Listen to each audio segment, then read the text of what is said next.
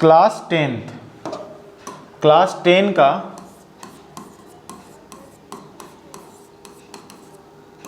Science का chapter 1। अब chapter 1 में हम लोग देखिए क्या पढ़ने वाले हैं। चैप्टर का नाम ही है, क्या नाम है? रासायनिक अभिक्रियाएं एवं समीकरण। रासायनिक अभिक्रियाएं एवं समीकरण, ये आप लोग का केमिस्ट्री में है। सबको बोलते हैं सर केमिस्ट्री बहुत ज़्यादा टफ होता है, बहुत ज़्यादा टफ होता है।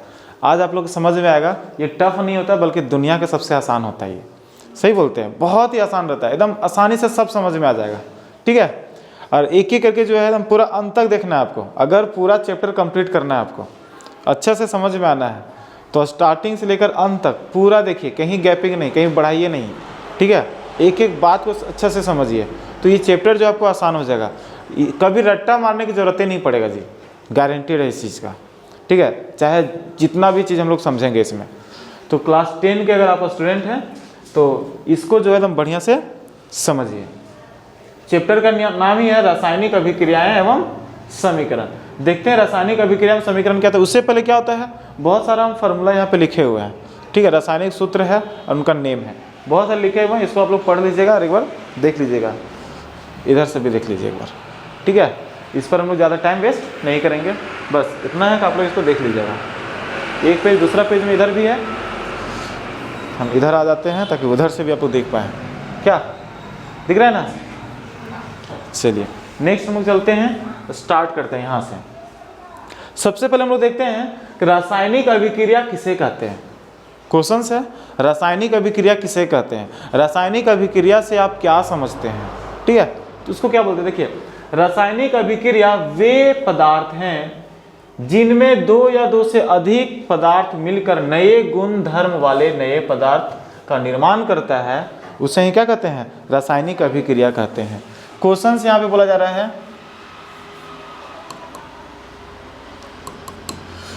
रासायनिक अभिक्रिया किसे कहते हैं? तो रासायनिक अभिक्रिया वे पदार्थ होता है। देखिए, रासायनिक अभिक्रिया क्या है? वे पदार्थ है। रासायनिक अभिक्रिया वे पदार्थ है जिनमें, देखिए क्वेश्चन बोला जाता है, दो या दो से अधिक पदार्थ, क्या बोला जाता है? दो या दो से अधिक पदार्थ मिलकर नए गुणधर्म वाले नए पदार्थ का निर्माण करता है, उसे ही क्या कहते हैं? रासायनिक अभिक्रिया कहते हैं।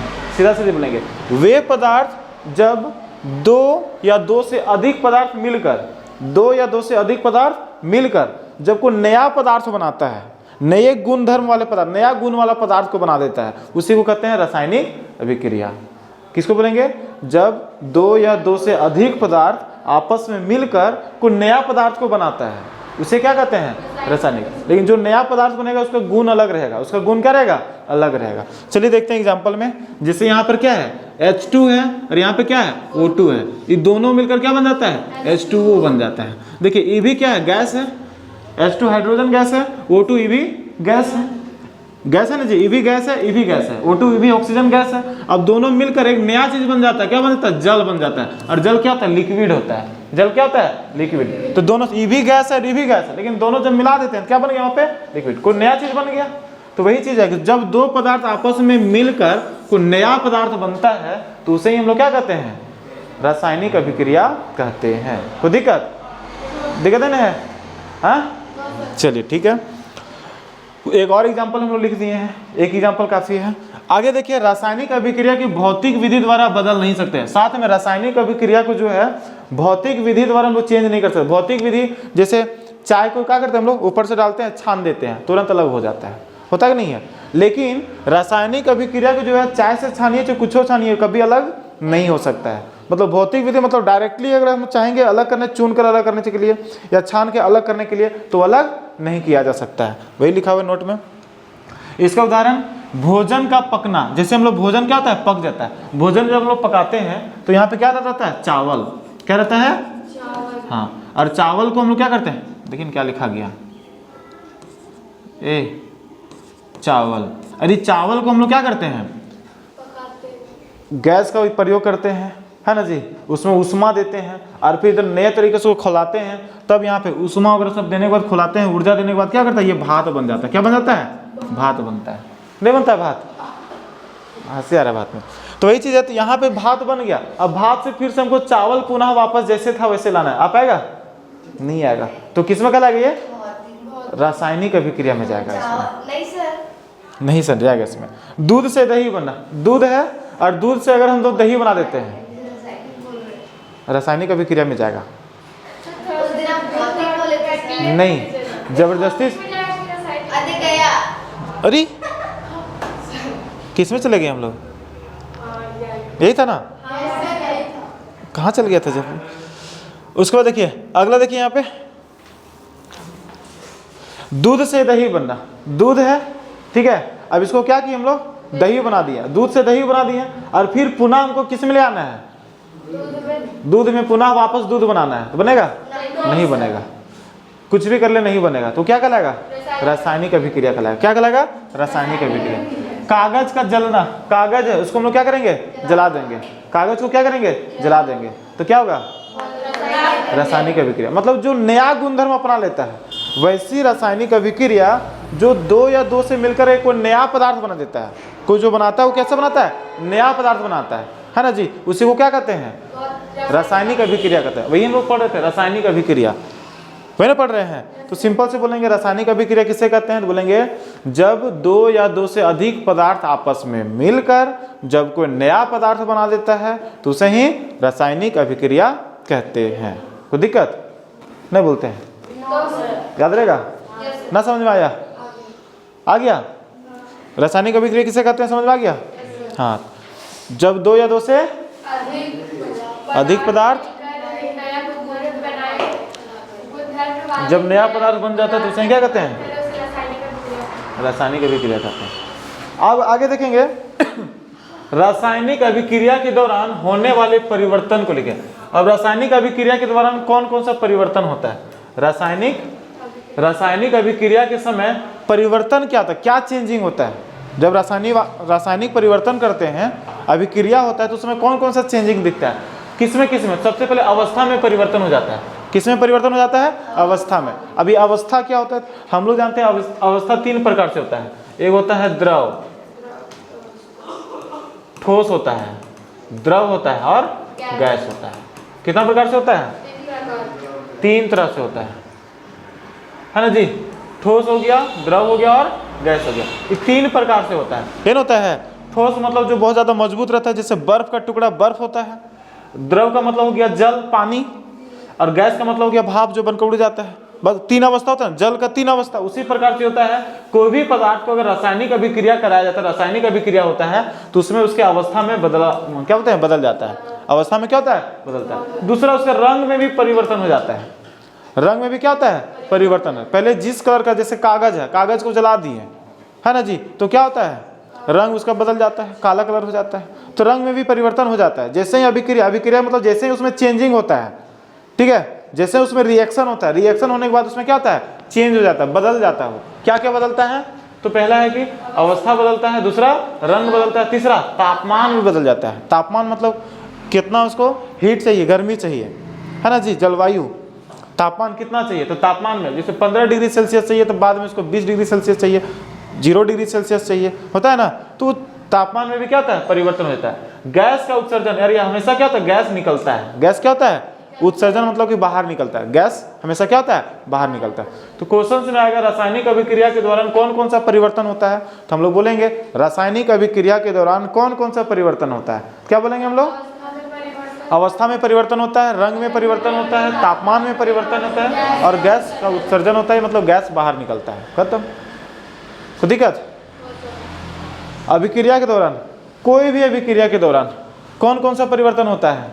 तो 4 प्रकार के कम से कम परिवर्तन होगा। उसकी अवस्था में परिवर्तन हो जाएगा, रंग में परिवर्तन होगा, तापमान में परिवर्तन होगा, और गैस का उत्सर्जन होगा। गैस में भी क्या होगा? उत्सर्जन होगा, गैस निकलेगा बाहर। ये चीज लिखेंगे। कोई दिक्कत? अभिक्रिया समझ में आ गया? अभिक्रिया जब होगा, रासायनिक अभिक्रिया जब होता है तो उस समय क्या क्या परिवर्तन होगा वो भी समझ में आ गया ना? समझ में आया? नेक्स्ट देखिए, अभिकारक एवं उत्पाद से आप क्या समझते हैं? चलिए देखिए, अभिकारक क्या होता है और उत्पाद क्या होता है? अभिकारक क्या होता है और उत्पाद क्या होता है? तो सबसे पहले समझेंगे अभिकारक किसको कहते हैं। अभिकारक वैसे पदार्थ को कहते हैं जो रासायनिक अभिक्रिया में भाग लेता है। अभिकारक किसको कहते हैं? जो रासायनिक अभिक्रिया में भाग लेता है उसको क्या कहेंगे? अभिकारक। जैसे देखिए एग्जाम्पल में इधर हम लोग लिख के रखे हैं, देखिए ये रासायनिक अभिक्रिया हो रहा है, यहाँ पे क्या हो रहा है? रासायनिक अभिक्रिया हो रहा है। अब इस रासायनिक अभिक्रिया में भाग कौन कौन है? देखिए यहाँ पे Mg है और यहाँ पे क्या है? O2 है। ये दोनों आपस में क्या कर रहा है? भाग, मतलब दोनों आपस में क्या रहा है? मिल रहा है, दोनों आपस में क्या रहा है? अभिक्रिया कर रहा है। अब जब दोनों जो पार्टिसिपेट कर रहा है वो कहलाएगा अभिकारक। वो क्या कहलाएगा? अभिकारक। तो इसमें पार्टिसिपेट कौन कौन कर रहा है? Mg और O2। जब दोनों कर रहा है तो दोनों को क्या कहेंगे? अभिकारक। मतलब कि ये एरो दिख रहा है तो एरो के पहले वाला कहलाएगा अभिकारक। क्या कहलाएगा? अभिकारक। ठीक है। और जब दोनों मिलकर जो बन जाता है उसको कहते हैं उत्पाद। क्या कहते हैं? उत्पाद। तो वही चीज यहाँ पे लिखे हैं, वैसे उत्पाद वैसे पदार्थ को कहते हैं जिसका निर्माण अभिकारकों से मिलकर बनता है। तो उत्पाद किसको कहते हैं? जो अभिकारक से मिलकर जो नया पदार्थ बन रहा है उसी को क्या कहेंगे? उत्पाद कहेंगे। ठीक है, समझ में आया? अभिकारक किसको कहते हैं? तो जो पदार्थ को हम लोग मिलाते हैं वो अभिकारक कहलाएगा, और दोनों मिलने के बाद जो बन जाता है उसको क्या कहेंगे? उत्पाद कहेंगे। कोई दिक्कत? अभिकारक किसको कहेंगे? जो पदार्थ किसी भी चीज को बनाने के लिए जो लग रहा है। अगर हमको पानी बनाना है, जल बनाना है, जल, तो उसके लिए क्या चाहिए? हाइड्रोजन चाहिए। क्या चाहिए? हाइड्रोजन चाहिए। और क्या चाहिए? ऑक्सीजन चाहिए। ठीक नहीं? दोनों मिला देंगे तो क्या बन जाएगा? जल बन जाएगा। तो जो को मिलाते हैं हम लोग, जो जरूरत पड़ता है उसको बोलते हैं अभिकारक, और मिलने के बाद जो बन जाता है उसको कहते हैं उत्पाद। उसको क्या कहते हैं? उत्पाद। वही चीज यहाँ पे भी लिखे हैं, जिसको हम लोग जरूरत पड़ रहा है उसको कहेंगे अभिकारक, और बनने के बाद जो तैयार हो जाता है बनकर उसको कहेंगे उत्पाद। यही है यहाँ पे, अभिकारक किसको कहेंगे और उत्पाद किसको कहेंगे। लिख दीजिएगा, रासायनिक अभिक्रिया में जो भाग लेता है उसको कहेंगे अभिकारक, और भाग लेने के बाद जो उत्पादन जो बनकर तैयार होता है उसको कहेंगे उत्पाद। कोई दिक्कत? आप लोग लिखते जाइएगा, यहाँ पे लिख चुके हैं पहले ना। नेक्स्ट देखिए, रासायनिक समीकरण किससे कहते हैं? रासायनिक समीकरण समझिए कि रासायनिक समीकरण हम लोग किसको कहेंगे? रासायनिक समीकरण किसको कहेंगे? तो रासायनिक समीकरण किसे कहते हैं? जब किसी रासायनिक अभिक्रिया संकेतों या सूत्रों के माध्यम से व्यक्त किया जाता है तो इसे रासायनिक समीकरण कहते हैं। देखिए बोला जाता है ना, बोला क्या जाता है, बात सही भी है। जब कोई भी चीज़ को साइंस में जो है जब लिखता था पहले लोग, है ना, तो बहुत ज़्यादा टाइम लगता था। जैसे देखिए एग्जांपल यहाँ पे, मैग्नीशियम रिबन का वायु में दहन कर मैग्नीशियम ऑक्साइड बनना, इतना लंबा लिखते हैं। लिखने में कितना टाइम लग रहा है? अब ज़्यादा समय लग रहा है। क्या लिख रहा है कि मैग्नीशियम रिबन को, या फिर मैग्नीशियम रिबन का वायु में दहन करने पर, वायु में क्या करेंगे? दहन, वायु में जला देंगे, और जलाने के बाद मैग्नीशियम ऑक्साइड बनता है। मैग्नीशियम क्या बनता है? ऑक्साइड बनता है। अब लिखने के लिए देखिए, एक तो जगह यहाँ से लेकर इतना दूर लाइन में चला जा रहा है, बस है कि नहीं है, और साथ में बहुत लंबा भी लग रहा है। बताइए इतना टाइम किसी के पास रहता है? आज के ज़माना में किसी के पास नहीं रहता है। कोशिश करता है जितना जल्दी हो सके हम लिख दें और बाहर निकल जाए, हर काम एकदम जल्दी जल्दी कर दे, नहीं चाहता है। उसी तरह से रासायनिक समीकरण भी पगला गया है, एकरो चाहिए जल्दी जल्दी, कि हमको जल्दी जल्दी काम करके बाहर निकलना है ना जी। तो इसीलिए यहाँ पे रासायनिक अभिक्रिया को क्या किया गया? एकदम शॉर्टकट किया गया। क्या किया गया? शॉर्टकट। क्या शॉर्टकट किया गया? तो इसमें जितना सारा इसका नाम जो है, उसका नाम तो उसका संकेत जो रहता है उसी से दर्शा कर निकल जाना है। देखिए ना, जैसे मैग्नीशियम रिबन, मैग्नीशियम पे यहाँ पे सीधा सीधी Mg लिख दिया, सीधा सीधी Mg लिख दिया, इतना ज्यादा हमको लिखने की जरूरत नहीं है। प्लस क्या किया? O2, वायु यहाँ पे मतलब ऑक्सीजन के साथ ब्रैकेट में लिख दिया कि O2 मतलब ऑक्सीजन के साथ क्या कर रहा है? अभिक्रिया कर रहा है, और दोनों को अभिक्रिया करने के बाद क्या बनता है? देखिए मैग्नीशियम ऑक्साइड बनता है। क्या बनता है? Magnesium oxide. तो यहाँ पे सीधा लिख दिया मुझे। अब वही चीज जो 2 लाइन लगा था उसी को क्या किया गया? यहाँ पे एकदम आधा लाइन से भी थोड़ा सा हो गया। यहाँ पे देखिए, यहाँ पे क्या लिख दिए? एस लिख दिया। क्या लिख दिया? सॉलिड, मतलब ठोस पदार्थ में होता है ये, ठीक है। और यहाँ पे जी गैस में होता है। अब दोनों मिलने के बाद क्या होता है? सॉलिड में बनता है। इसलिए ब्रैकेट में हम लिख दिए हैं, हर जगह लिखने की जरूरत नहीं रहता है, बस एक बार खाली लिख दिए ताकि आप लोग समझ में आ जाए, ठीक है। तो वही चीज होता है यहाँ पे। तो रासायनिक समीकरण किसे कहते हैं? तो हम लोग क्या लिखेंगे कि जब किसी रासायनिक अभिक्रिया का पूरा लंबा लिफाफा ना लिखकर उसका संकेत या फिर उसका सूत्र का प्रयोग करते हैं तो उकरे क्या कहते हैं? रासायनिक समीकरण कहते हैं। यही तो लिखना है। हाँ तो लिखा दी ना, आप लोग कॉपी में लिखा है ना, मेरा काम है समझाना। समझ में आ गया ना? हाँ, कि एकदम लंबा चौड़ा एकदम बहुत ज़्यादा हमको लिखना नहीं है, बल्कि उसके जगह पर क्या करेंगे, उसका संकेत को लिखेंगे या फिर उसका सूत्र को लिख देंगे, बस है कि नहीं है, और उसी को लिखकर दर्शा देंगे, उसी से हमको समझ में आ जाएगा। सीधा यहाँ पे Mg + O2 क्या बन रहा है, MgO। हाँ, मैग्नीशियम और ऑक्सीजन को मिलाएंगे तो मैग्नीशियम ऑक्साइड, इतने में समझ में आ जा रहा है हमको, तो इतना ज़्यादा लंबा लिखने की क्या जरूरत है ना। जब वही चीज वही लिखे हम लोग इतना, जब इसको इतना लंबा ना लिखकर जब इसी में लिखा जाता है तो इसको कहते हैं रासायनिक समीकरण कहते हैं, इसी को कहते हैं रासायनिक समीकरण। किसको कहेंगे, इसको कहेंगे, इसको नहीं कहेंगे, ये तो लंबा वाला हो जाएगा, बस ही ना जी। तो क्वेश्चन में आता है रासायनिक समीकरण किसे कहते हैं, तो हम लोग लिख देंगे, कोई दिक्कत, लिख लीजिएगा ना।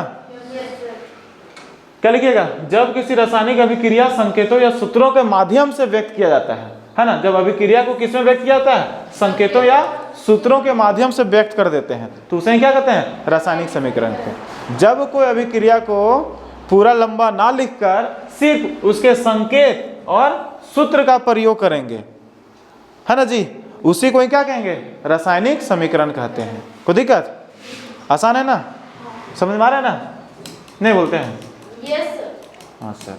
नेक्स्ट आगे बढ़ते हैं। अब आगे देखेंगे हम लोग, संतुलित रासायनिक समीकरण क्या है। संतुलित रासायनिक समीकरण क्या है, कोई दिक्कत। चलिए अगला क्वेश्चन से, इसको भी ध्यान देंगे, थोड़ा सा साइड हो जाते हैं ताकि आप लोग भी लिख पाए बाद में, अगर यूट्यूब से लिखना चाहें बाद में तो उसमें भी मिल जाएगा आप लोग को। देखिए संतुलित रासायनिक समीकरण क्या है। अब संतुलित का मतलब होता है बराबर, संतुलित का मतलब क्या होता है, बराबर, ठीक है। तो संतुलित रासायनिक समीकरण क्या है, तो वैसे रासायनिक समीकरण जिसमें अभिकारकों एवं उत्पादकों के प्रत्येक तत्व के परमाणुओं की संख्या बराबर होती है उसे संतुलित रासायनिक समीकरण कहते हैं।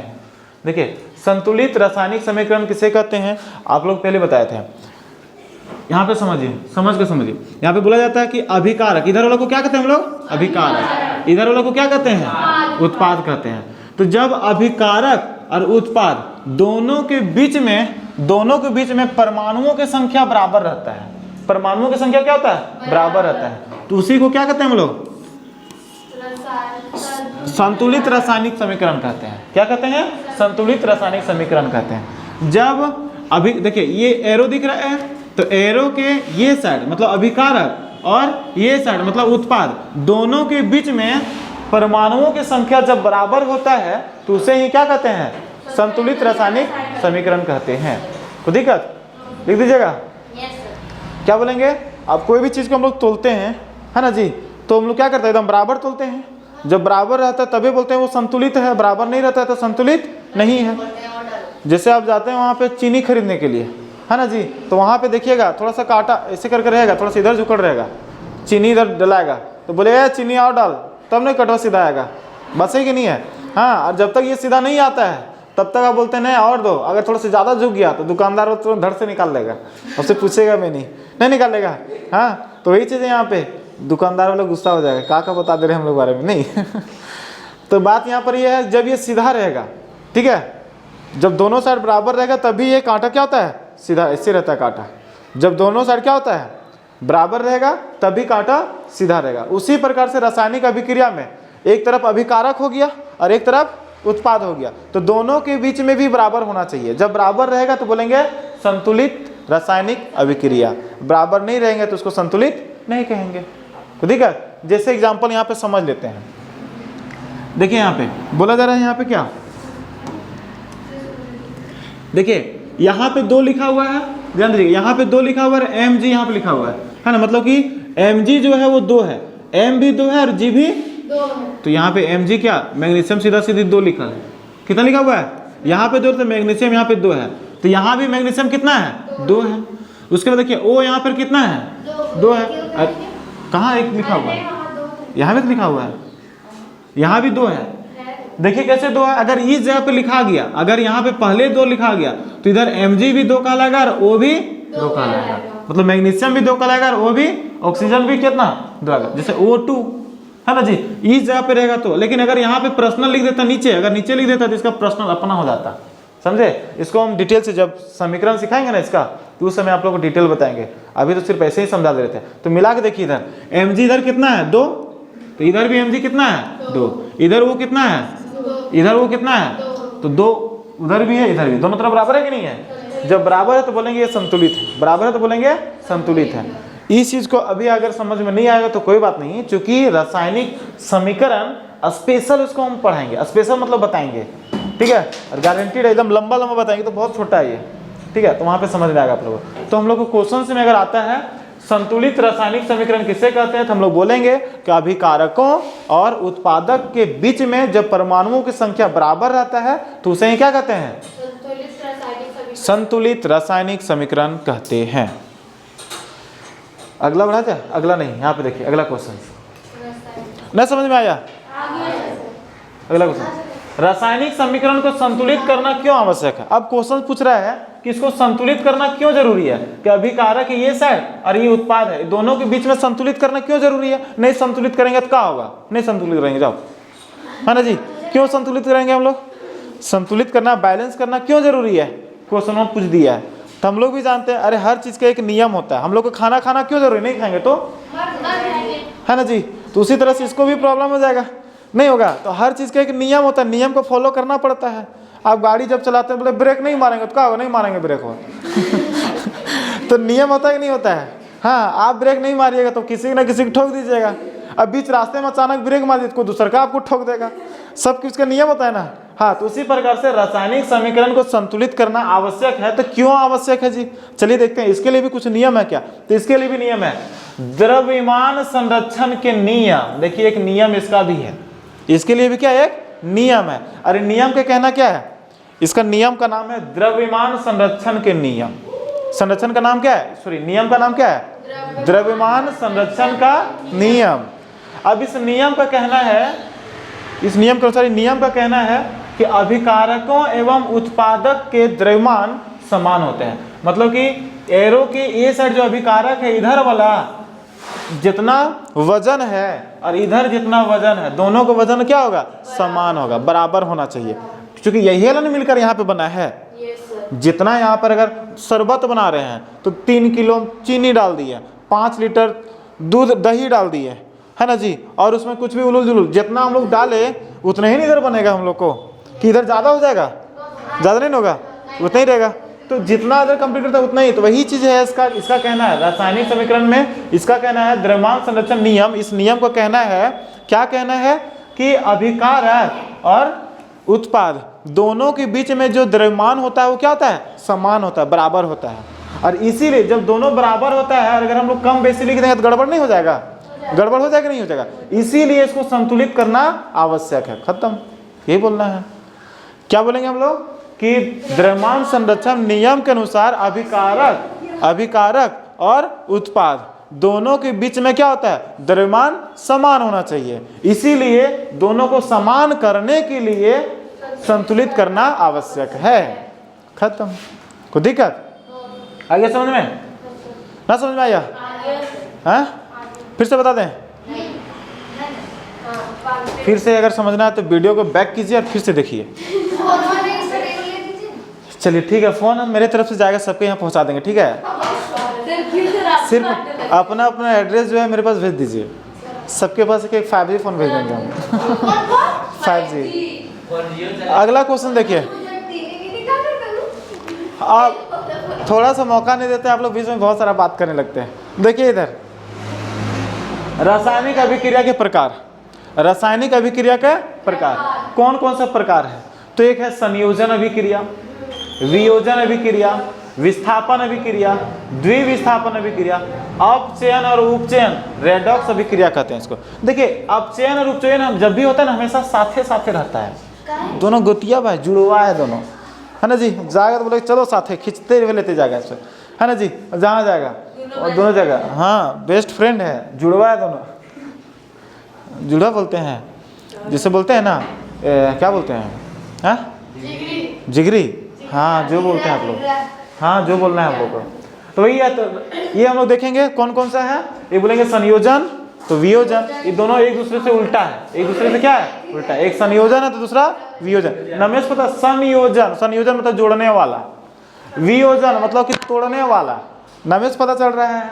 एक विस्थापन, दो लात मार के भगाने वाला, विस्थापित कर देने वाला, है ना। द्विविस्थापन दू को भगा देता है, नाम यहाँ पे जोड़ दिया है, नहीं कर दिया है यहाँ पे, है वही है। उसको अपचयन और उपचयन इसको समझा देंगे हम, ठीक है। चलिए इसी पर हम लोग चर्चा करते हैं।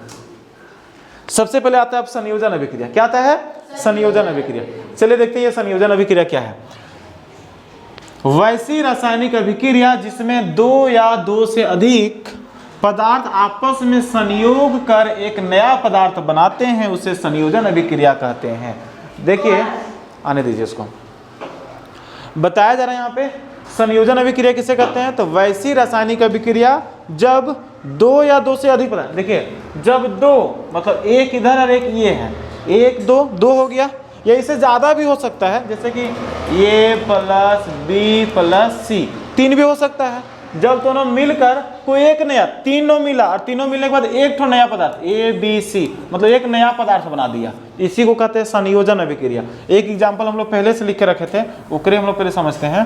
क्या लिख के रखे यहाँ पे, देखिए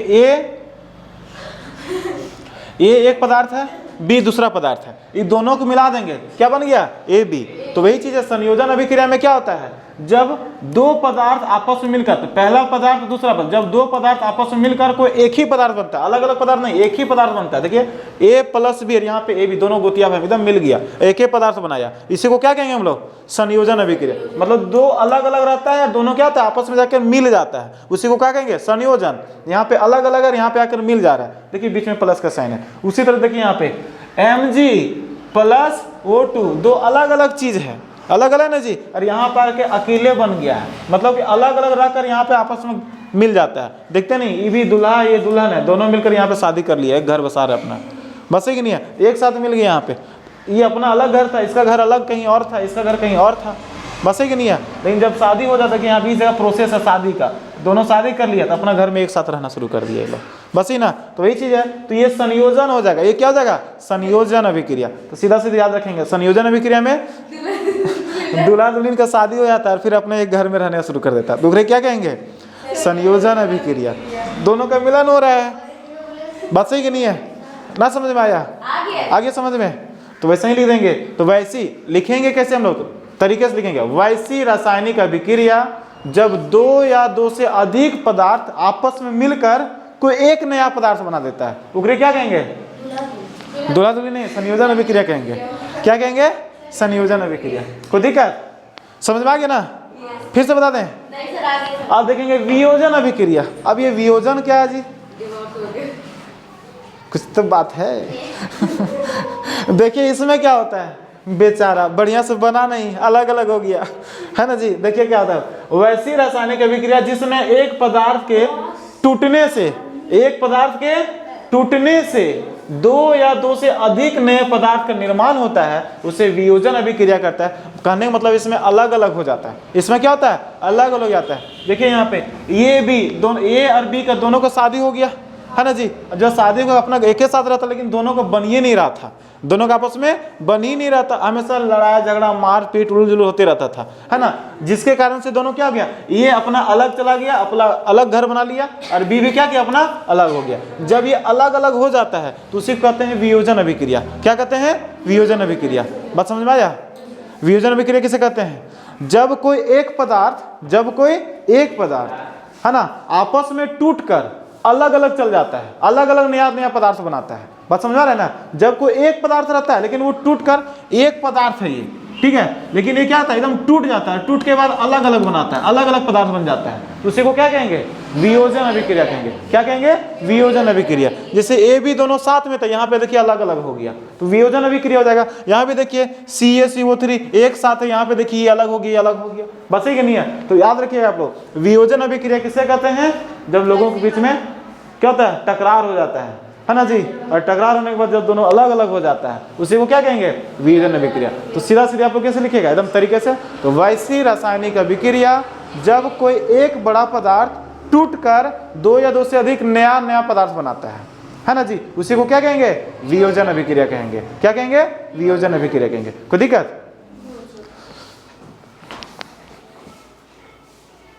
अच्छा से नहीं चल पाया, तलाक भी हो गया, नहीं हो गया, वियोजन अभिक्रिया हो गया। संयोजन वियोजन समझ में आ गया ना? आया? आ गया। हाँ, तो एक हो गया संयोजन जब साथ हो रहा था तो संयोजन हो जाएगा, जब अलग अलग हो गया तो वियोजन हो गया। याद रहेगा। चलिए अब नेक्स्ट हम लोग जाते हैं विस्थापन अभिक्रिया में।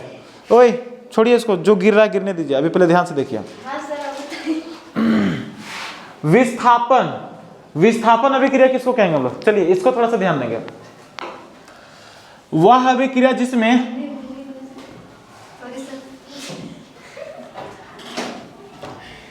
देखिए क्या बोला जाता है कि अधिक अभिक्रियाशील धातु कम अभिक्रियाशील धातु को वैल्यू नहीं देता है ना जी। यहाँ पे क्या बोलते हैं, वैल्यू देता है किससे नहीं है, लेकिन भगा देता है उसको। क्या करता है? भगा देता है। क्वेश्चन में वही विस्थापन अभिक्रिया, तो वह अभिक्रिया जिसमें अधिक अभिक्रियाशील धातु कम अभिक्रियाशील धातु को उसके यौगिक में से विस्थापित कर दे।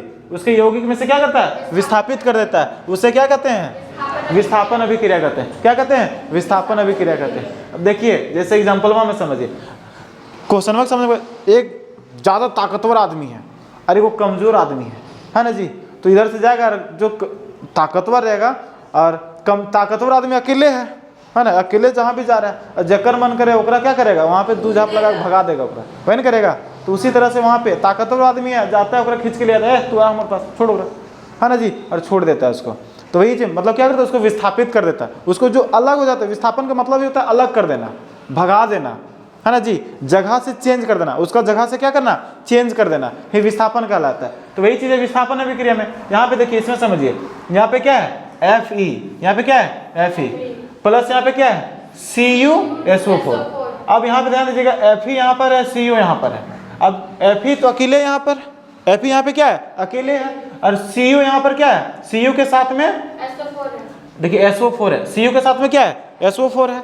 अब बतिया क्या होता है, यहाँ पर Fe जो है, देखिए Fe है तो Fe यहाँ पर आ गया, और ये SO4 जो है, SO4 इसको क्या करता है, विस्थापित कर देता है। अब ये जो है अपने पास खींच के ले आता है। देखिए यहाँ से उठकर इसके पास चला जाता है। देखिए SO4 यहाँ पे था Cu के साथ में, और क्या करता है, अपने पास ले आता है, और Cu को क्या करता है, अकेले छोड़ देता है। Cu को क्या करता है, अकेले छोड़ देता है, नहीं छोड़ देता है, नहीं छोड़ देता है। हाँ, तो वैसे अभिक्रिया जिसमें अपने दोस्त को क्या करता है, लतिया देता है ना जी, और क्या करता है, अपने पास ले आता है। वही नहीं है, देखिए यहाँ पर क्या किया, इसके साथ में कितना बढ़िया दोस्त है ये। अभी क्या किया, अभी का बहुत लालच का टाइम है, अभी नहीं लालच का टाइम है, थोड़ा सा देखा कि अपने दोस्ते को लात मार दिया, चल गया उसके पास, नहीं चल गया उसके पास। तो वही चीज़ है। तो यहाँ पे देखिएगा, तो इसमें एक ही टू चेंज हो रहा है, एक ही टू, खाली SO4 जो है यहाँ से हटकर इसके पास चला जा रहा है। देखिए Fe के पास चला गया, और Cu यहाँ पे बेचारा अकेले दिख रहा है, अकेले बच गया, है ना। तो बोलेंगे वैसी रासायनिक अभिक्रिया जिसमें अधिक अभिक्रियाशील धातु,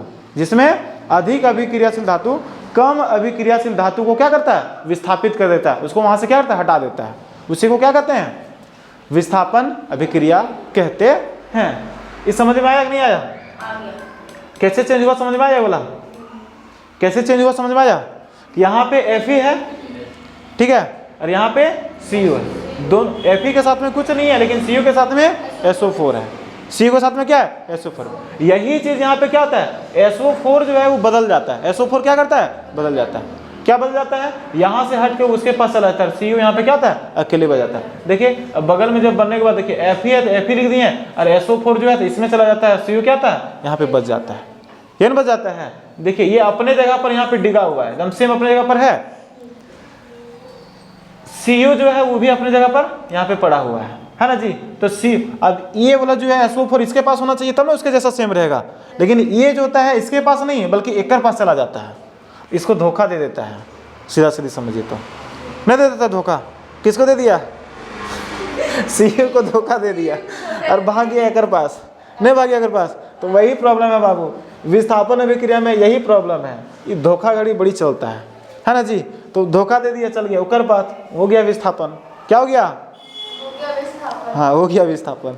समझ में आ गया? हटा दें इसको, हाँ ना समझ में आया क्या? तो वैसी रासायनिक अभिक्रिया जब अधिक अभिक्रियाशील धातु क्या करेगा, कम अभिक्रियाशील धातु को विस्थापित कर देता है, उसे क्या कहते हैं, विस्थापन अभिक्रिया कहते हैं। क्या कहते हैं? नेक्स्ट आगे बढ़ते हैं, द्विविस्थापन अभिक्रिया। अब यहाँ पे दो विस्थापन होता है। अब यहाँ पे एक धोखा दे रहा था, अब यहाँ पे दो धोखा देता है ये भी गजब है। उससे पहले मैंने एक ना धोखा दिया था, हैं SO4 CU को छोड़ कर Fe के साथ चला गया, नहीं चला गया। अब यहाँ पे देखिए कौन किसको धोखा देता है, पूरा दुनिया धोखा में चल रहा है जी। चल रहा है ना, देखिए यहाँ पे कौन सा धोखा हो रहा है। द्विविस्थापन अभिक्रिया।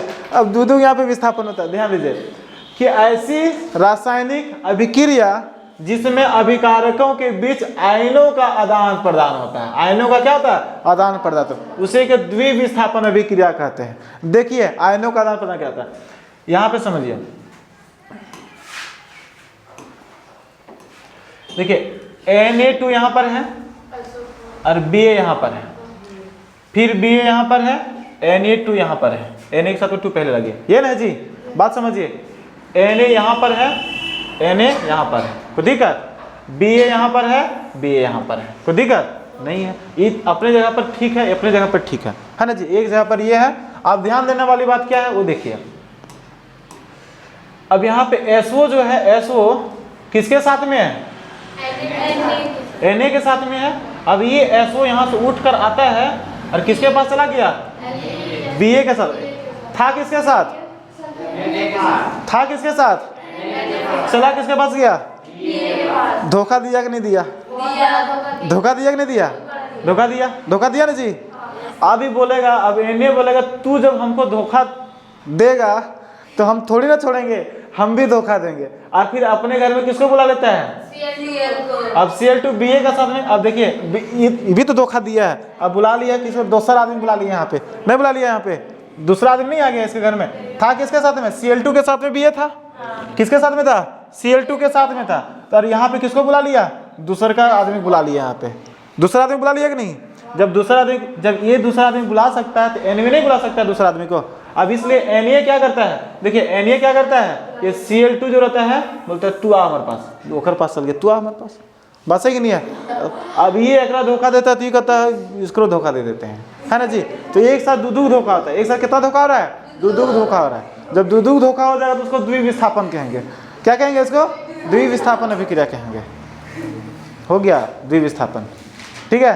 तो वही चीज इसको देखकर पहचानना है। पहचानने के लिए तो द्विविस्थापन अभिक्रिया किससे कहते हैं, विस्थापन अभिक्रिया किससे कहते हैं, तो पहचानने का तरीका क्या रहेगा? ध्यान दीजिएगा कि दोनों क्या करता है, अपने आयनों के साथ में आदान प्रदान करता है। जैसे Na2 यहाँ पर है तो Na2 यहाँ पर भी है, Ba यहाँ पर है तो Ba यहाँ पर है। लेकिन Na2 के साथ में SO4 है तो ये Na के साथ में क्या, SO4 किसके साथ चला जाएगा? Ba के साथ में चलेगा। तो Ba के साथ में SO4 चला गया।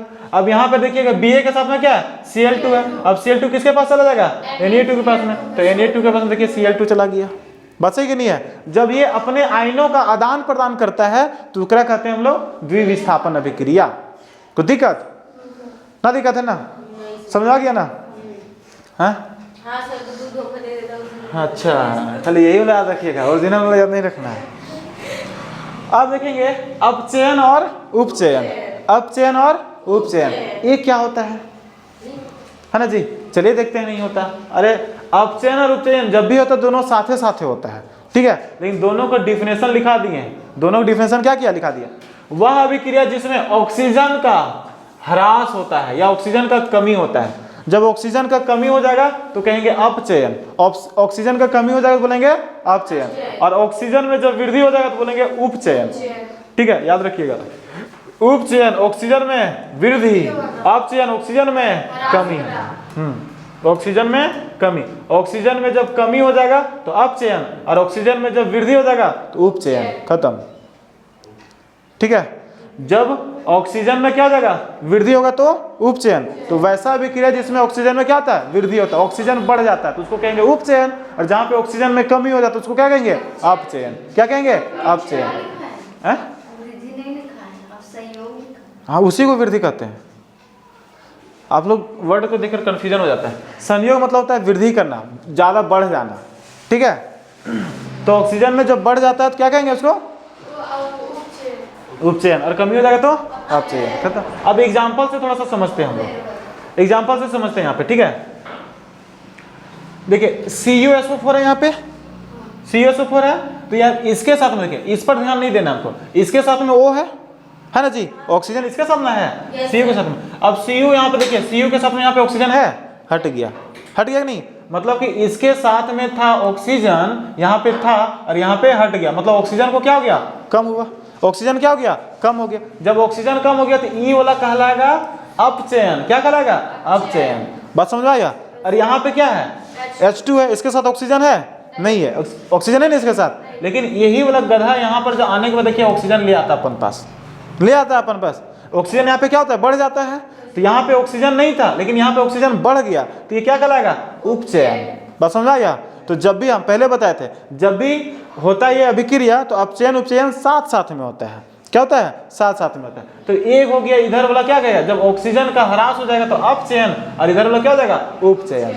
बात समझ में आ गया ना, है। जब दोनों अभिक्रिया साथ साथ में होता है तो उसको कहते हैं रेडॉक्स अभिक्रिया। क्या कहते हैं, रेडॉक्स अभिक्रिया। क्वेश्चन होता है रेडॉक्स अभिक्रिया किसे कहते हैं, तो वह अभिक्रिया जिसमें उपचयन अपचयन साथ साथ होता है।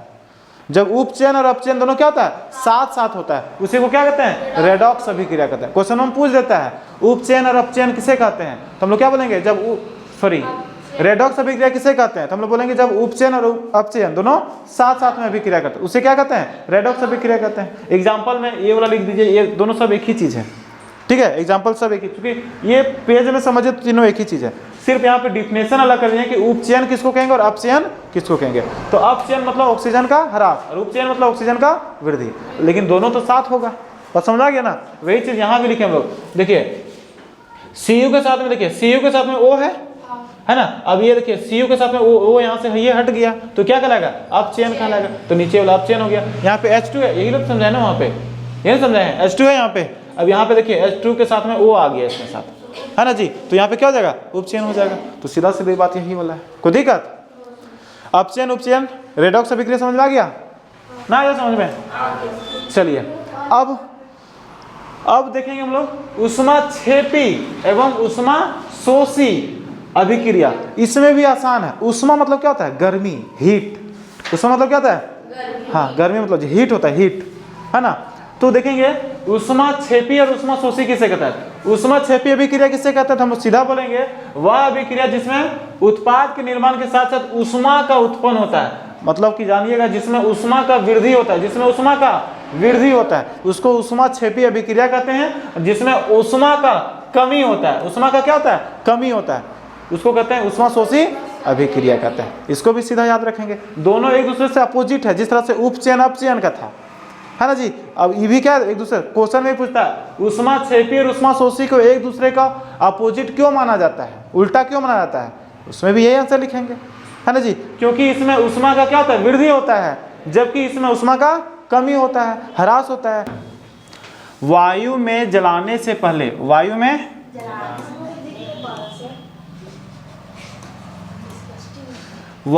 जलाने से पहले मैग्नीशियम रिबन को साफ क्यों किया जाता है। मैग्नीशियम रिबन को साफ क्यों किया जाता है। मैग्नीशियम रिबन को साफ क्यों जाता है, जब उसको जलाया जाता है, कहाँ पे जलाया जाता है, हवा में। सबसे पहले जानना होगा ये मैग्नीशियम रिबन है क्या, बस है कि नहीं है, आखिर इसको जो है मैग्नीशियम रिबन क्या है, तब ना हम पता कर पाए उसको जलाएंगे तो क्या होगा। और उसको साफ क्यों किया जाता है जलाने से पहले, ठीक है, क्यों साफ किया जाता है, चलिए देखते हैं।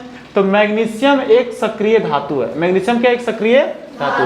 सक्रिय धातु मतलब कि एक प्रकार का धातु है।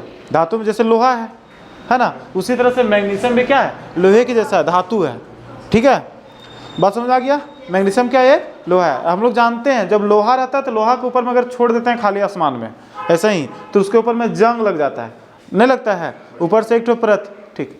तो उसके ऊपर से क्या होता है, एक जंग का एक परत लग जाता है उसमें, है ना। और फिर उसको कितना कुछ कीजिएगा ढंग से रहबे नहीं करता है। जैसे देखिए इधर कैसे जंग लगता है, सो एक रखे हम लोग जंग वाला, है ना, यहाँ पे इस तरह से रहता है, एक ऊपर से क्या होता है, जंग लग जाता है ना जी। अब दोनों में से ज्यादा पावरफुल कौन है, ये वाला कि जंग वाला, बिना जंग वाला। ये जंग लग रहा है मतलब धीरे धीरे खराब हो रहा है, बस है कि नहीं है। तो उसी प्रकार से यहाँ पे मैग्नीशियम रिबन होता है, समझे। तो मैग्नीशियम रिबन भी क्या होता है, इसको जलाने से पहले ध्यान दीजिएगा कि मैग्नीशियम रिबन है क्या है, सक्रिय धातु है। यह वायुमंडलीय ऑक्सीजन से अभिक्रिया करके धात्विक ऑक्साइड बनाती है जो इसकी सतह पर जमा हो जाती है। इस परत को हटाने के लिए मैग्नीशियम रिबन को साफ किया जाता है ताकि ज्वलन ठीक प्रकार हो सके। उसी प्रकार से मैग्नीशियम रिबन होता है। मैग्नीशियम मान लेते हैं एक ठो मैग्नीशियम रिबन है, यहाँ पे मैग्नीशियम है,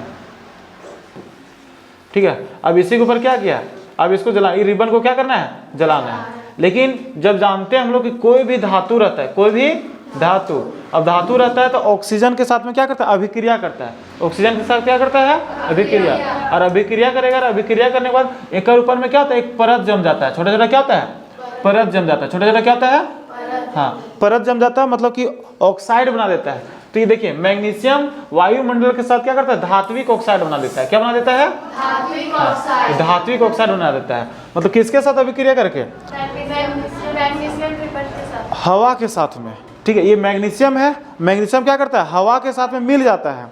कोई भी हम जैसे लोहा देखते हैं, लोहा को हम लोग क्या करते हैं, रख देते हैं, हवा के साथ में मिलकर अभिक्रिया करता है, जंग बना देता है, बना देता है नहीं बना देता है। उसी प्रकार से ये मैग्नीशियम भी क्या करता है, हवा के साथ मिलता है और अभिक्रिया करके धात्विक ऑक्साइड बना देता है। क्या बनाता है, धात्विक ऑक्साइड।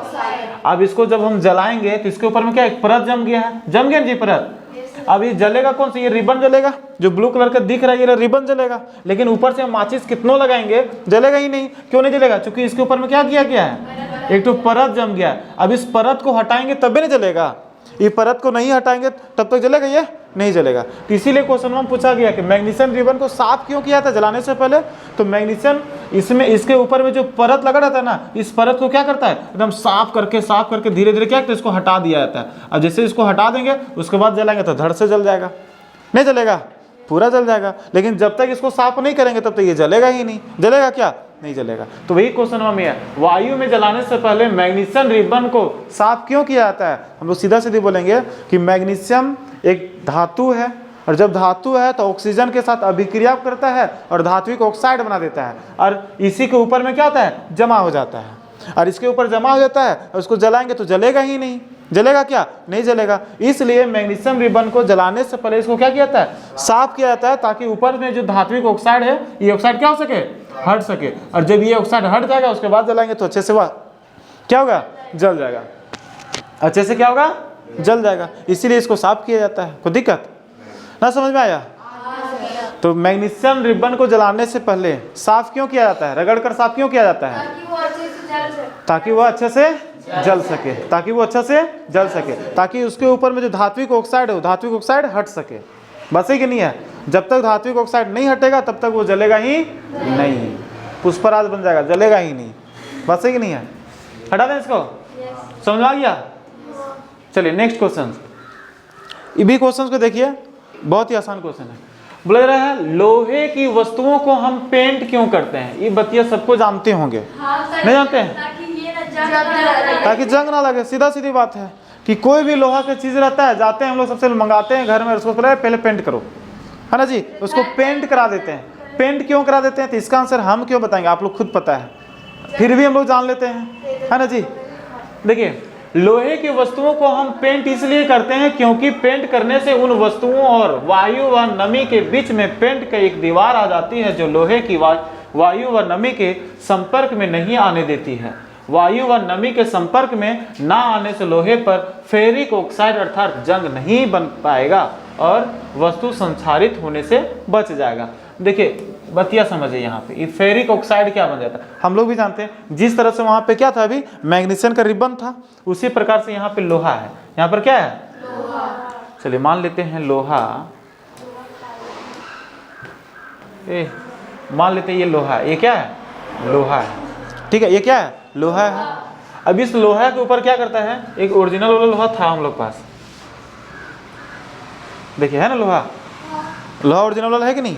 जब ये लोहा है, अब एक ऊपर पेंट कर देंगे तो इस तरह से हो जाएगा, इस तरह से नहीं होगा जी, मतलब जंग लगेगा नहीं। जंग किस तरह से काम करता है उसको देखेंगे भाई, इसके यहाँ से समझ जाएंगे कि कैसे काम करता है। ये लोहा है, ठीक है, अब ध्यान दीजिएगा, इसके ऊपर में जो है ऑक्सीजन के साथ मिल जाता है। हम लोग भी जानते हैं कि कोई भी रड है, कुछ भी है, अगर लोहे का सामान है, अगर खुले आसमान में छोड़ देते हैं तो पानी के द्वारा, है ना जी, जो नमी रहता है उसके द्वारा, हवा के वायुमंडल जो रहता है वहाँ से जो हवा आता है ऑक्सीजन, उसके द्वारा वो क्या करता है, आपस में वो अभिक्रिया करता है। अभिक्रिया करने के बाद फेरिक ऑक्साइड बनाता है। फेरिक ऑक्साइड करने मतलब जंग बना देता है। क्या करता है, जंग, है ना। तो वही चीज़ है कि इसको खाली स्थान में छोड़ दिए हैं और इसको पेंट वेंट हम लोग एकदम नहीं किए हैं, पेंट वेंट नहीं किए। जब पेंट वेंट नहीं करेंगे तो धीरे धीरे क्या हो जाएगा, इसमें एकदम धीरे धीरे जंग लगना शुरू हो जाएगा। धीरे धीरे क्या लगना शुरू हो जाएगा?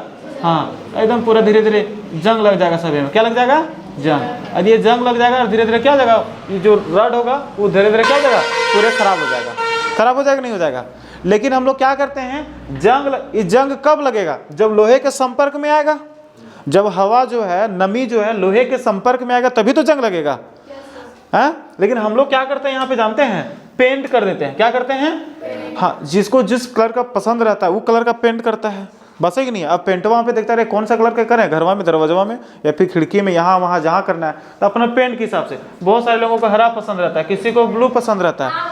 हाँ, तो जिस तरह से पसंद है। अब हम लोग क्या करते हैं, ये वाला क्या है? रड है, मतलब लोहा है, जो भी खिड़की दरवाजा के घर में। अब इसी के ऊपर हम लोग क्या करते हैं? पेंट कर दिए। क्या कर दिए हम लोग? पेंट कर दिए। चलिए ब्लू कलर का हम लोग पेंट कर दिए यहाँ पे, ठीक है, अच्छा से पेंट कर दिए ब्लू कलर का। कैसे पेंट हो गया? अच्छा से पेंट हो ना, अच्छा से पेंट हो। चलिए अच्छा से हम लोग क्या किए? पेंट कर दिए। मान लीजिए ऊपर से क्या किए? पेंट कर दिए। और पेंट कर दिए, और जो भी हवा वगैरह है, जो भी हवा वगैरह होगा वो कहाँ होगा? हवा वगैरह पेंट के ऊपर। हाँ, अब जितना भी हवा वगैरह है सब बाहर में होगा, इधर होगा हवा। बस है कि नहीं है? हवा उधर है। अब रड कहाँ पे? देखिए रड जो है यहाँ पर है। बस है कि नहीं है? जो लोहा है वो नीचे है, और ऊपर में क्या? हवा है, नमी है, पानी, बहुत सारा कुछ है। अब बतिया समझिए, जब ये वाला जो हवा जो है, अब यहाँ पे जो संपर्क में आएगा, किसके संपर्क में आएगा? पेंट के बीच। लोहा के संपर्क में तो नहीं आएगा।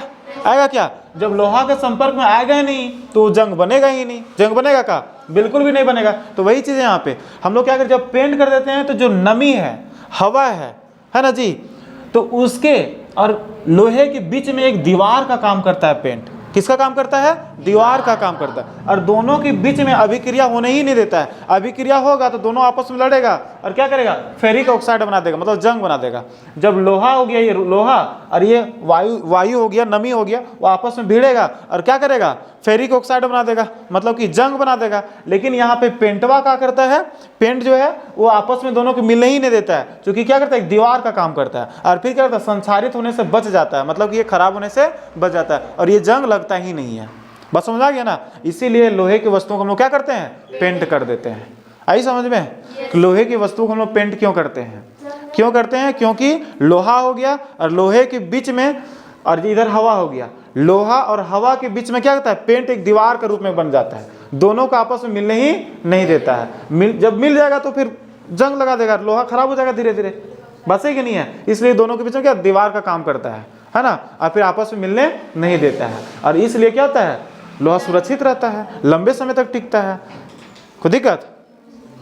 अब लिख सकते हैं लोहे की वस्तु को हम पेंट क्यों करते हैं? डिटेल से लिख सकते हैं। कोई दिक्कत है? दिक्कत नहीं किसी को? चलिए नेक्स्ट आगे बढ़ा जाए। चलिए आगे बढ़ते हैं। देखिए अगला क्वेश्चन से यहाँ पे, तेल एवं वसायुक्त खाद्य पदार्थ को नाइट्रोजन, देखिए बाबू ये नाइट्रोजन की बात है।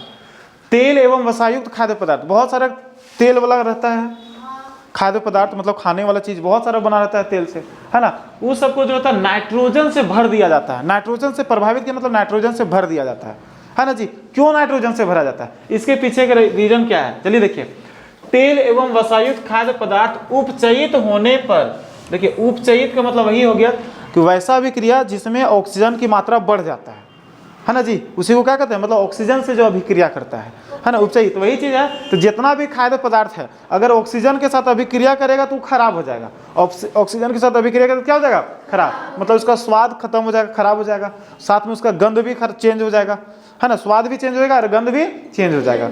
देखिएगा, तेल एवं वसायुक्त खाद्य पदार्थ को नाइट्रोजन गैस से इसलिए प्रभावित किया जाता है ताकि पदार्थ का उपचयन ना हो सके और खाद्य पदार्थ विकृत ना हो सके। और नाइट्रोजन गैस से जो है इसलिए प्रभावित किया जाता है ताकि वहाँ पे क्या बोलते हैं? उपचयित ना हो सके। उपचयित मतलब कि उसमें ऑक्सीजन से प्रभावित ना हो, और जब ऑक्सीजन नहीं मिलेगा तो वहाँ पे क्या होगा? वो समोसा हो गया, फिर जो भी हो खराब नहीं होगा, जो भी खाद्य पदार्थ खराब नहीं होगा।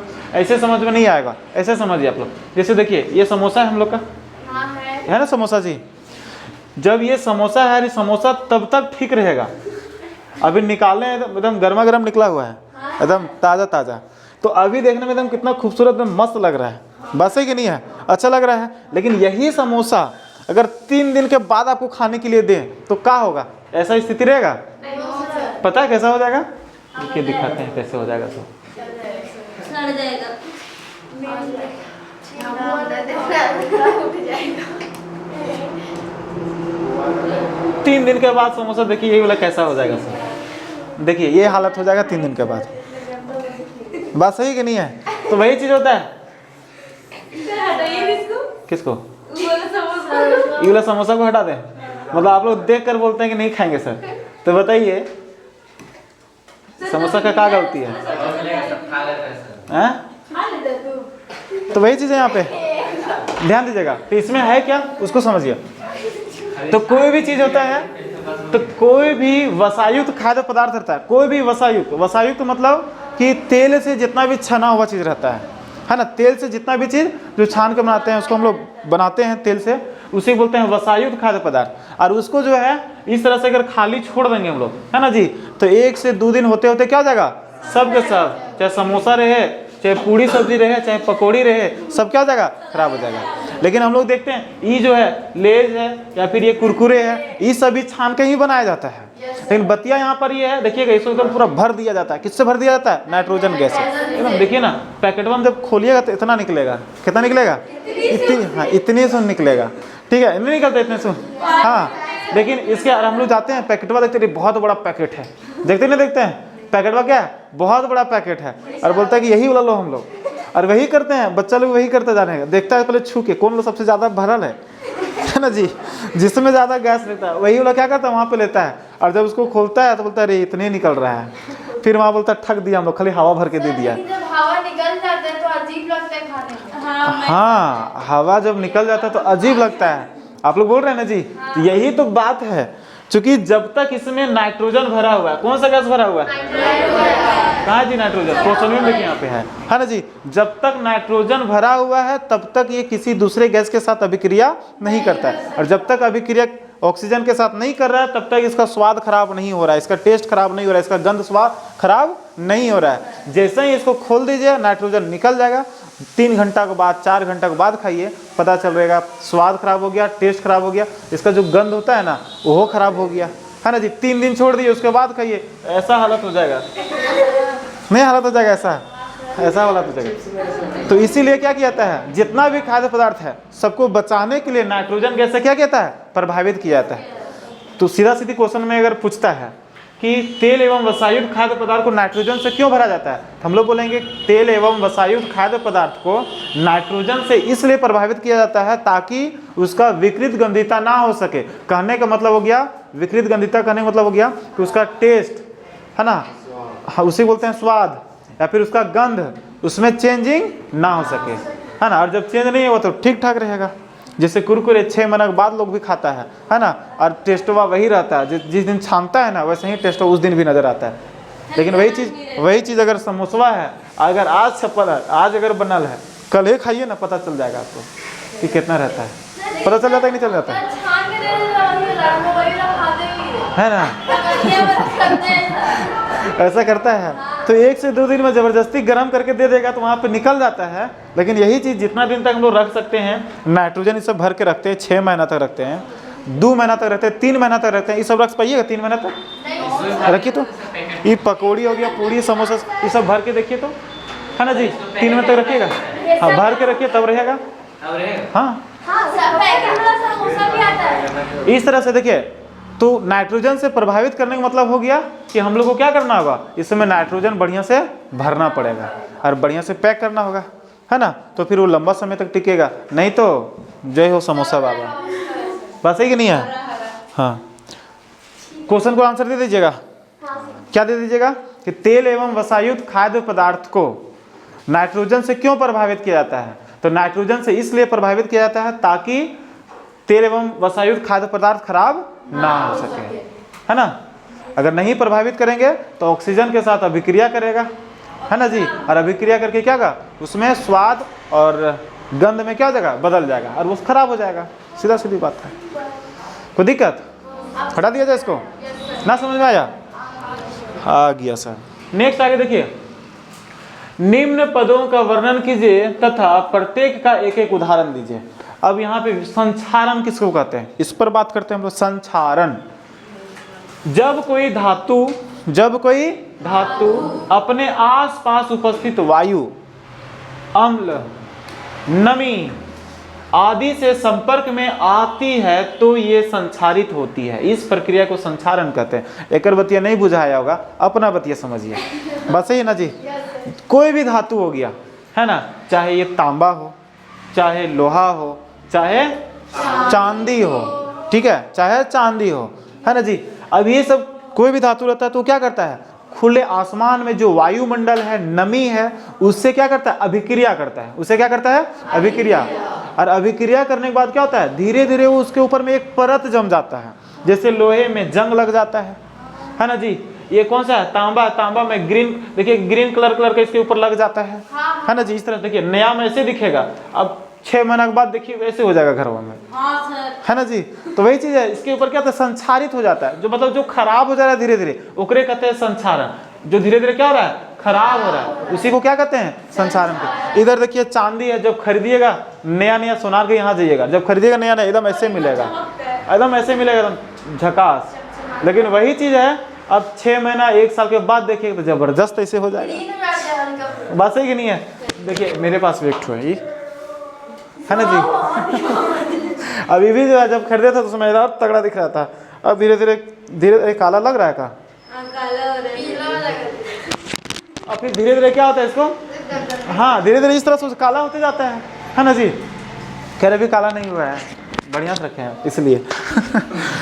तो बात यहाँ पर वही है। तो संक्षारण का मतलब ये होता है कि वायु हो गया, नमी हो गया, उसके साथ में क्या करता है, अभिक्रिया करने के बाद वो धीरे धीरे क्या होता है, खराब हो जाता है। उसके ऊपर में क्या होता है, एक परत लग जाता है, उसी को क्या कहते हैं, संक्षारण कहते हैं। क्या कहते हैं, संक्षारण। जैसे हम लोग लिखे हैं तांबे के ऊपर हरी परत, देखिए तांबा, तांबा के ऊपर में क्या होता है, ग्रीन का परत चढ़ जाता है, इस टाइप से खराब हो जाता है। चांदी के ऊपर में काली परत, देखिए चांदी यहाँ पर है, और धीरे बहुत दिन के बाद अभिक्रिया करने मतलब खराब होने के बाद क्या होता है, काला परत ऐसे चढ़ जाता है उसके ऊपर में, है ना। लोहे के ऊपर भूरे रंग की परत, देखिए लोहा ऐसे रहता है नया खरीदिए उस समय, है ना, और कुछ दिन के बाद जबरदस्त, देखिए तो कितना खतरनाक रूप ले लिया है ये, ले लिया कि ले लिया है। हाँ तो वही चीज है, संक्षारण किसे कहते हैं, समझ में आ गया ना, समझ में आया। हाँ नेक्स्ट हम लोग देखते हैं विकृत गंधिता। देखिए विकृत गंधिता जो है, ए नंबर में संक्षारण था, बी नंबर में विकृत गंधिता था। तो विकृत गंधिता को भी हम लोग देख लेते हैं क्या है। तो वायु, देखिए वसायुक्त तथा तेलीय खाद्य सामग्री जब लंबे समय तक रखी जाती है, लंबे समय तक रखी जाती है, तो उपचयित होने पर वसा एवं तेल विकृत गंधी हो जाता है। उपचयित वही चीज है, अभी इससे पहले पढ़ाए थे, इससे पहले लोग क्वेश्चन में देखे, पहले के पहले वाला में, है ना जी। क्या देखे थे हम लोग कि कोई भी तेलीय पदार्थ को अगर हम लोग छान के रख देते हैं तो लंबे समय तक रख देंगे तो उसको क्या विकृत गंधिता हो जाता है, विकृत गंधी हो जाता है। विकृत गंधी मतलब उसका स्वाद और गंध में क्या होता है, बदल जाता है, खराब हो जाता है। बस ही नहीं है। और जब खराब हो जाता है तो उसी को कहते हैं विकृत गंधिता। खराब हो जाता है उसी को क्या कहते हैं, विकृत गंधिता कहते हैं। ठीक है, जैसे हम लोग देखे थे समोसा, देखिए खराब वाला समोसा, वहां पे हम लोग छाने थे, उस जगह पे छाने थे, 3 दिन के बाद आज देख रहे हैं, देखिए क्या स्थिति हो गया है। बस समझा रहे हैं कि नहीं है। उस समय उस समय हम लोग क्या किए थे, छाने थे। देखिए जिस समय छाने थे उस समय के देखिए कैसा है सो, जिस समय छाने थे उस समय देखिए कैसा है सो, जब छाने थे उस समय ऐसे है ना जी। अब वही चीज है, अब वही चीज को हम लोग यहाँ पे ले आते हैं 3 दिन के बाद। देखिए 3 दिन के बाद देखिए कैसे हो गया, वही समोसा है। एक पीस बचा के रखे थे सिर्फ दिखाने के लिए स्पेशल, हम समझे कि 3 दिन के बाद 4 दिन के बाद क्या स्थिति हो जाता है सो। अब इसका स्वाद भी खराब हो गया है, टेस्ट भी खराब हो गया है ना जी। थोड़ा सा तोड़िए, अगर थोड़ा सामने लगाइएगा ना मज़ा आ जाएगा।